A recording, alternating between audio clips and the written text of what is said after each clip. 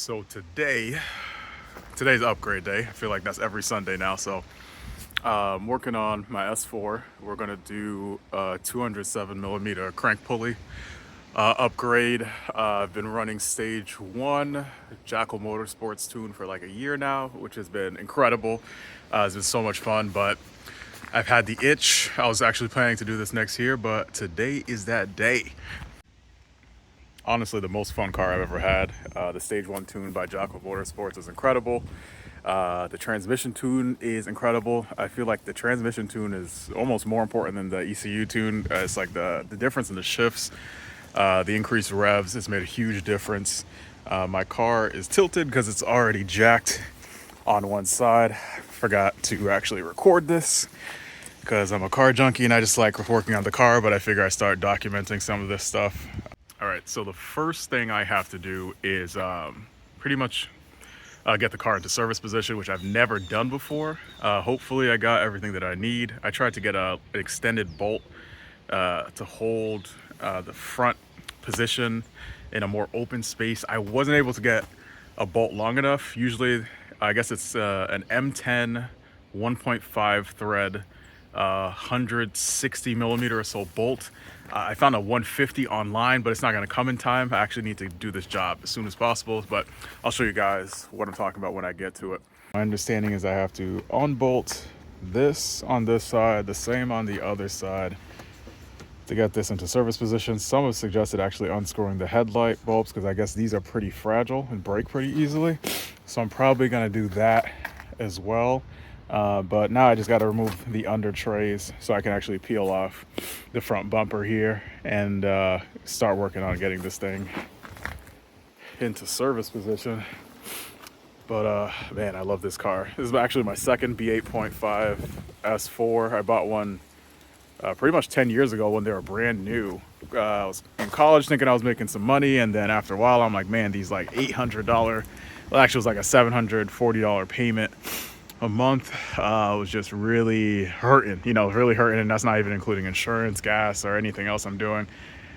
So I sold the car, got a much better financial position, actually became completely debt-free, bought a multifamily, and now I'm in a better financial position. I wanted to get this car back. It was just such a great car when I had it, and it's cool to be able to work on this now from a place of financial strength and not worry about spending money on mods and having fun. It's just so much more of a joy being in a better financial position and doing this stuff than not even being able to afford to do any mods because the car was so expensive, the payments are so high. I really was living paycheck to paycheck back then, and it's kind of cool to watch this come full circle. So yep, gonna peel off the bumper and get to work. So though I love this car, the one thing that I hate is like you have to completely take apart the front end. Like you have to take off that sound deadening splash shield. You gotta take off all these bolts, all just remove the front bumper to get to anything. Great car, but very tight package and kind of a pain to work on sometimes, but it's really enjoyable at the same time. It's pretty interesting. So I ran into trouble trying to put this into service mode, and I want to show you guys real quick. So you see where that bolt is sticking out? This is actually just a bolt I got from Home Depot, an M10 1.5 thread. It's only 100 millimeters long. They usually suggest like 160 millimeters long, but I couldn't get one in time to do this job, so I used this. Before you unbolt this one on the right side here and the one that's above, I actually got a really long half inch drive for my impact wrench to actually reach that. I was anticipating it would be kind of tough to get that. I was wondering if I actually needed that one that long, and I was right, I really did. But before you undo the other two bolts, undo that inside one first and get that bolt in, because it was actually kind of hard. Once this was all off, I figured having the other side on would hold the alignment, but it didn't. So I had to jack this side of the bumper or front end back up to be able to hand thread this in, because I couldn't even reach it with the jack. It was really hard to or hard to reach with the impact and even that extended wrench. This pipe right here is just really in the way. All right, so I got my car in service position. I feel like there's a step that I'm missing, because though there is a decent amount of clearance here, I really feel like there should be more. And I've noticed that this side is coming out a bit farther than that side. Now this side is the side where I left that one bolt in for support. I actually put a couple jacks under here for support just in case as well. Don't want to snap anything. All right, finally got the supercharger pulley off. I think I missed a few steps, but basically took off the supercharger belt first, use a 16 millimeter socket on this pulley right here. It's pretty easy. Slide it, supercharger pulley pretty much slides right off. You actually should use this. Slide it off the back of that. It'll pop off of this pretty easily. The second step was to slide off the serpentine belt off the crank pulley. You can actually kind of see that it's still kind of on there. That was a pretty big pain in the ass. There's these two coolant lines on B8.5 S4s that are really in the way. I undid the bolt here, and there's actually another one down there, and I like really had to push it to the side. It was actually pretty tough. I had to fit the socket on alone back onto that bolt from the bottom, and then latch on a lower profile wrench, a socket wrench onto there separately to get the leverage or the fit, to then move it and then remove the serpentine belt. Then, I'm not gonna lie, removing this crank pulley was the biggest pain in my ass.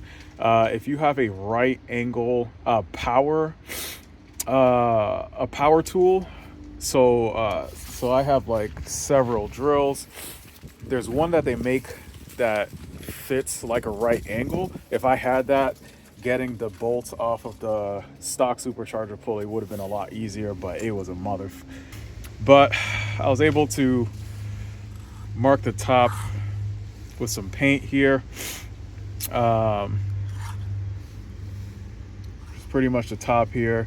You can actually see this is the offset bolt on the bottom here. It was already marked, probably from stock. And then this is about the top of the pulley. I've heard it's really difficult if you don't have this marked, but we're actually going to pull out the 207 pulley and compare. All right, so this is a comparison of the Canadian Auto Performance 207 millimeter pulley versus the stock one. Obviously a lot bigger. This is considerably lighter. I think this is under 3 pounds. This is like somewhere between 8 and 10 pounds. Pretty heavy. But there's that. I actually have to shave down that metal piece. It's actually might be a little hard to see here, but this guy here, that guy right there in the middle, I gotta shave that down. I have an oscillating tool with a metal carbide cutter that should make it pretty simple. All right, so not too many people show this. To shave down that nub to create the clearance for the 207 millimeter pulley, I'm going to use an oscillating tool and this bit here. All right, so I use the oscillating tool to shave down that nub, and as you guys can see, did an incredibly good job. I just had to change angles a couple times, so I did it head on from the bottom, moved to the right side and moved in, moved to the left side and moved in, and cut it right off. But again, just a simple oscillating tool I got off of Amazon for like 50 bucks, I think. And then this headpiece, I really only needed one, but I bought a 3-pack just in case. You could actually see the teeth got pretty gnarled, but did an incredible job. All right, so I used this little sanding pad that came with the original kit to sand down that nub, and it worked pretty well too. All right, many hours in, I got the hardest part done. I got the 207 pulley on. So something I had to do to figure this out, because getting the threading lined up perfectly with the offset bolt was really hard. So I came up with a little trick here. All right, so these are the replacement bolts I got. I actually got these on Amazon. They didn't originally come with new bolts, but I got a new set anyway because I really wanted them. So what I did was that I took that oscillator and the metal cutting plate, and I nicked the head of the screw off, and then I actually threaded this in place in the offset bolt in there, 2 spaces over and then another 3 over, so it formed like a little triangle. That way when I could slide the 207 pulley over the top of the cutoff head threads, and that made it way easier to line up. I was really struggling for a while trying to get this the 207 pulley lined up and then trying to get this bolt in. All right, so we've gotten everything tightened down. I got the serpentine belt back on, which a little bit of a pain, but we figured it out now. All right, the 207 pulley is on. All right, super late now. Just finished buttoning up. Moment of truth. We're gonna do the first startup. Let's see how it goes. All right, first startup, and supercharger is super loud now.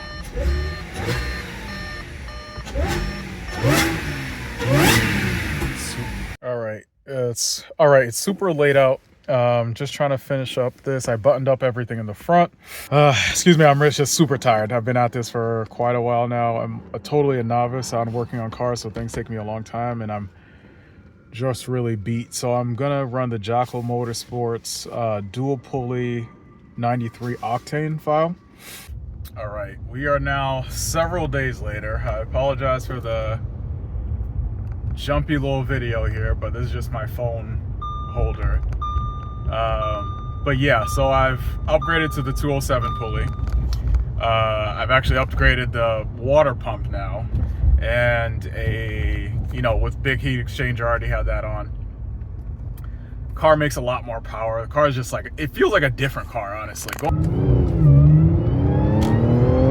Going dual pulley now, or the big 207 crank pulley, it just feels like a different car. It's kind of hard for me to describe at this point. I've been driving actually already for a week now, dual pulley, and like the power is just everywhere, where I felt like the car had this duality to it where like you had to get on the car to really experience the power.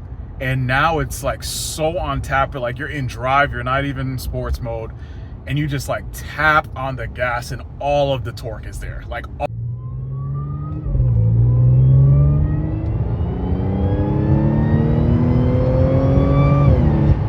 and it just feels like the car is in this monster mode all the time now.